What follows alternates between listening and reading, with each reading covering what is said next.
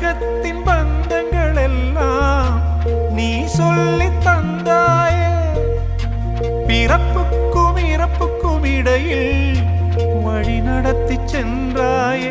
உனக்கே ஓர் தொட்டில் கட்டி நானே தாயாய் மாறிட வேண்டும்.